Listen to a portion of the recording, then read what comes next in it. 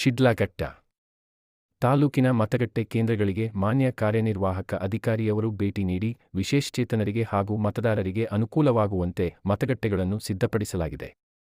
ಈ ವೇಳೆ ವಿಶೇಷಚೇತನರು ತಮ್ಮ ಮತದಾನದ ಹಕ್ಕನ್ನು ಚಲಾಯಿಸಲು ಬಂದಂತಹ ವೃದ್ಧರಿಗೆ ಹಾಗೂ ವಿಶೇಷಚೇತನರಿಗೆ ಹಕ್ಕನ್ನು ಚಲಾಯಿಸಲು ಸಹಾಯ ಮಾಡಿದರು. ನಂತರ ನಗರದ ಸಖಿ ಮತಗಟ್ಟೆಗೆ ಭೇಟಿ ನೀಡಿ ಮತದಾನವು ಶಾಂತ ಹಾಗೂ ಅಣುಕು ರೀತಿಯಲ್ಲಿ ಮತದಾನ ಮಾಡುವಂತೆ ಸಲಹೆ ನೀಡಿದರು. ನಡೆಯಲಿರುವ ಲೋಕಸಭಾ ಚುನಾವಣೆಗೆ ಶಿಡ್ಲಘಟ್ಟ ತಾಲೂಕಿನ ಮತಗಟ್ಟೆಗಳು ಸಜ್ಜಾಗಿವೆ. ಮತಹಬ್ಬಕ್ಕೆ ಆಕರ್ಷಕ ಬಣ್ಣಗಳಿಂದ ಅಲಂಕೃತಗೊಂಡು ಮಾದರಿ ಮತಗಟ್ಟೆಗಳು ಕಂಗೊಳಿಸುತ್ತು. ಶಿಡ್ಲಘಟ್ಟ ತಾಲೂಕಿನ ಮೇಲೂರು ಗ್ರಾಮದಲ್ಲಿ ಸರದಿ ಸಾಲಿನಲ್ಲಿ ಶಾಸಕರಾದ ಬಿ.ಎನ್. ರವಿಕುಮಾರ್ ರವರು ತಮ್ಮ ಕುಟುಂಬದ ಸಮೇತ ಬಂದು ಮತ ಚಲಾಯಿಸಿದ್ದರು. ಸಮಯ ಸುದ್ದಿ ಲೋಕೇಶ್, ಶಿಡ್ಲಘಟ್ಟ.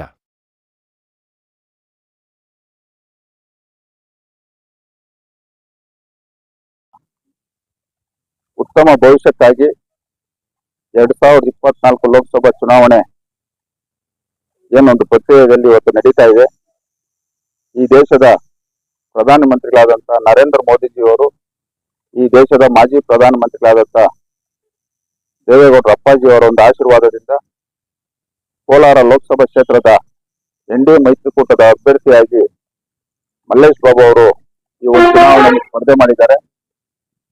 ಈ ಒಂದು ಕೋಲಾರ ಲೋಕಸಭಾ ಕ್ಷೇತ್ರದ ಎಲ್ಲ ಸ್ವಾಭಿಮಾನ ಮತದಾರ ಬಂಧುಗಳಿಗೆ ನಾನು ತಮ್ಮಲ್ಲಿ ತಲೆಬಾಗಿ ವಿನಂತಿಯನ್ನು ಮಾಡ್ತಾ, ಇವತ್ತು ನಮ್ಮ ದೇಶದ ಒಂದು ಉತ್ತಮ ಭವಿಷ್ಯಕ್ಕಾಗಿ, ಈ ದೇಶದ ಒಂದು ಭದ್ರತೆಗಾಗಿ, ಏನಿವತ್ತು ಈ ದೇಶವನ್ನ ಉಳಿಸಿರ್ತಕ್ಕಂಥ ನಮ್ಮ ದೇಶದ ಪ್ರಧಾನಮಂತ್ರಿ ನರೇಂದ್ರ ಮೋದಿಜಿ ಅವರನ್ನ ಕೈ ಬಲಪಡಿಸಲಿಕ್ಕೆ ಎನ್ಡಿಎ ಮೈತ್ರಿಕೂಟದ ಅಭ್ಯರ್ಥಿಯಾದ ಎಂ ಮಲ್ಲೇಶ್ ಬಾಬು ಅವ್ರನ್ನ ನಾವೆಲ್ಲರೂ ಆಶೀರ್ವಾದ ಮಾಡಿ ಅವ್ರನ್ನ ಈ ಒಂದು ಚುನಾವಣೆಯಲ್ಲಿ ಜಯಶೀಲರಾಗಿ ಮಾಡ್ಬೇಕಂತ ಹೇಳಿ ಎಲ್ರಿಗೂ ನಾನು ಮನವಿಯನ್ನ ಮಾಡ್ತಾ ಇದ್ದೀನಿ.